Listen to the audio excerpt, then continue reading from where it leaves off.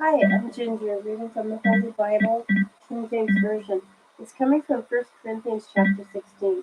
Now concerning the collection for the saints, as I have given order to the churches of Galatia, even so do you.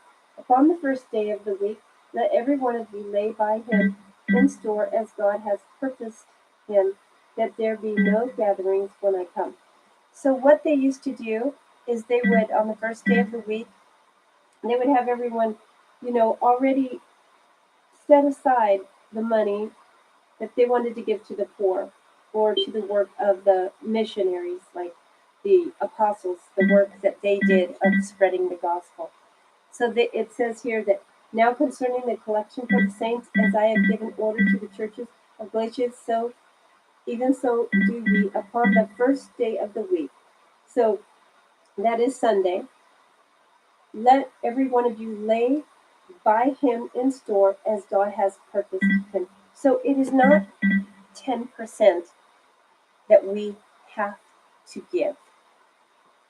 We are to give what God tells us. Most churches say that you need to give 10% because they quote Malachi 3:10. But we are to give what God purposes in our heart to give. We are to give generously. We are to give with a cheerful heart.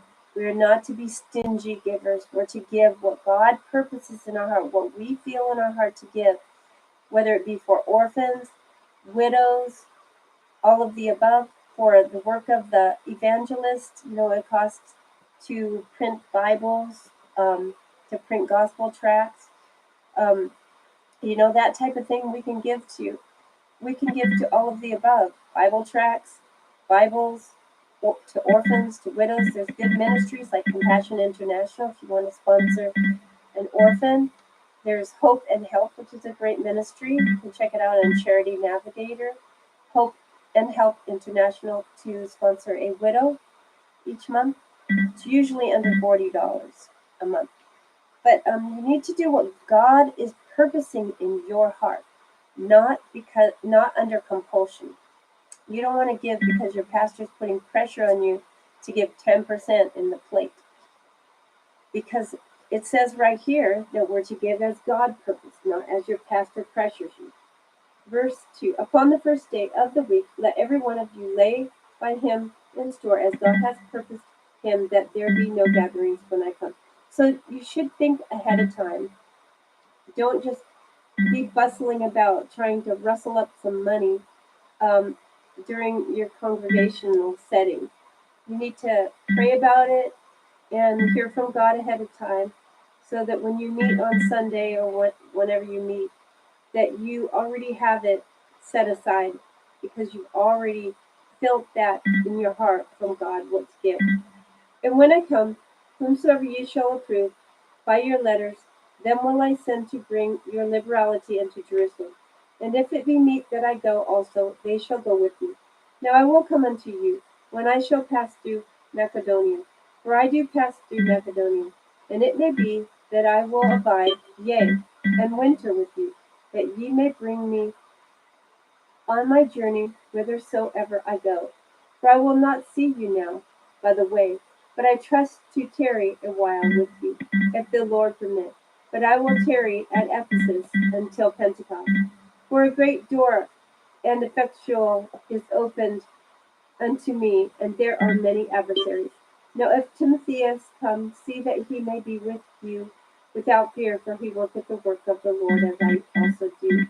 Let no man therefore despise him, but conduct him forth in peace, that he may come unto me, for I look for him with the brethren. As touching our brother Apollos, I greatly desired him to come unto you with the brethren, but his will was not at all to come at this time, but he will come when he shall have convenient time. Watch ye, stand fast in the faith, quit ye like men, be strong, let all things be done with charity. So let's talk about this. You know, uh, if you are an evangelist, you need to be led of the Lord. Don't just go somewhere because somebody else wants you to go there. If you know that you are to go to a certain place because the Holy Spirit is leading you to go there, then go there. We stand before God one day, And we give account for our life before God. Not He's not going to say, well, good job, you followed, your pastor, even when I was telling you to do something else, or you followed your best friend, even when the Holy Spirit was telling you to do something else. No, we need to follow the Holy Spirit. So we hear, well done, good and faithful servant. You listened to me. You followed my Holy Spirit. You obeyed my Holy Spirit. So if you are an evangelist, follow the Holy Spirit. Don't go, just like in here, we read about the brother that it wasn't time for him to come, but it said when it is a convenient time, then they believed that he would come when it was, you know, the right timing for him, but it wasn't at that moment. So it's just a message of being led of the Holy Spirit, like this brother was, that he wasn't going to be pressured into something. He was going to do something under the leading of the Holy Spirit. Let all things be done with charity, which is love. Charity is love. So we need to, whether we're spreading the gospel, whether we're helping the poor, whether we're giving money to an evangelist or to the work of the ministry as far as like helping orphans or widows or whatnot, we need to do it in love. Don't give grudgingly. Do not give under compulsion. Give what the Holy Spirit tells you to give. I beseech you, brethren, ye know the house of Stephanus, that it is the first fruits of Achaia, and that they have addicted themselves to the ministry of the saints, that ye submit yourselves unto such, and to every one that helpeth with us and laboreth. Are you a laborer for God? Are you in the works of the ministry of God? We all are called to do the work of God.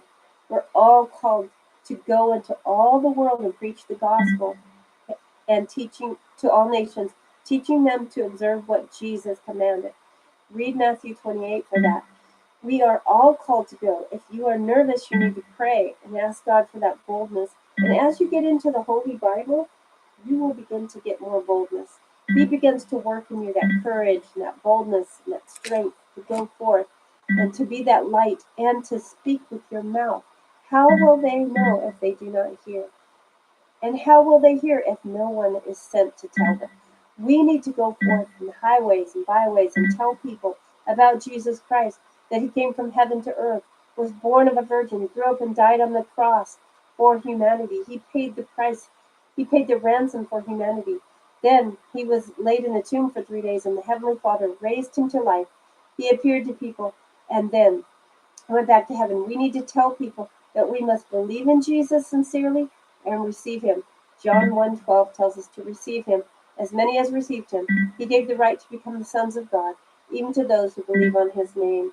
So I'll close with Titus 2, as I usually do, and also Ephesians 2:8.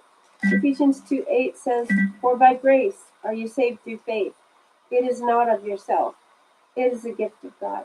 So even though we are saved by grace through faith, we need to know what the biblical grace is. I'm sorry, I'm flipping all over here in the Bible, trying to find, but I'm going to read the biblical grace to you right now, or else I'm just going to quote it because I can't find it. Titus 2:11. I'm going to paraphrase.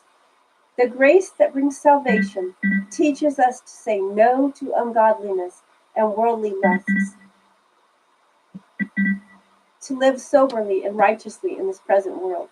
So we need to know that the biblical grace teaches us to say no to ungodliness and worldly lusts. And we are to live soberly. Don't get drunk or high. We need to live righteously in this present world. We need to follow after God with all our heart, mind, soul, and strength. God bless all of you who are following after God with everything within you. Have a blessed day.